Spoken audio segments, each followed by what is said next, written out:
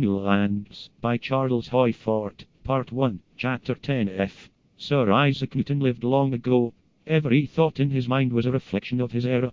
To appraise his mind at all comprehensively, consider his works in general. For some other instances of his love of numbers, see, in his book upon the prophecies of Daniel, his determinations upon the 11th horn of Daniel's fourth animal. If that demonstration be not very acceptable nowadays, some of his other works may now be archaic.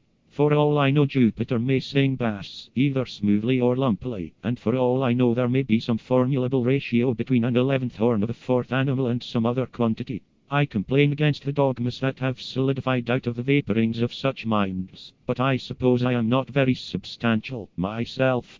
Upon general principles, I say that we take no ships of the time of Newton for models for the ships of today, and build and transport in ways that are magnificently, or perhaps disastrously, different, but that, at any rate, are not the same, and that the principles of biology and chemistry and all the other sciences, except astronomy, are not what they were in Newton's time, whether every one of them is a delusion or not. My complaint is that the still medieval science of astronomy holds back alone in a general appearance of advancement, even though there probably never has been real advancement. There is something else to be said upon Keplerism and Newtonism. It is a squirm.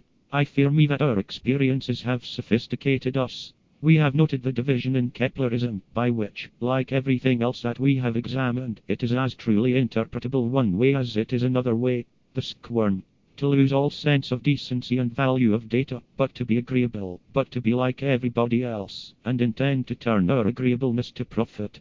To agree with the astronomers that Kepler's three laws are not absolutely true, of course, but are approximations, and that the planets do move, as in Keplerian doctrine they are said to move, but then to require only one demonstration that this Earth is one of the planets. To admire Newton's Principia from the beginning to the end of it, having, like almost all other admirers, never even seen a copy of it, to accept every theorem in it, without having the slightest notion what any one of them means, to accept that moving bodies do obey the laws of motion, and must move in one of the conic sections, but then to require only one demonstration that this Earth is a moving body.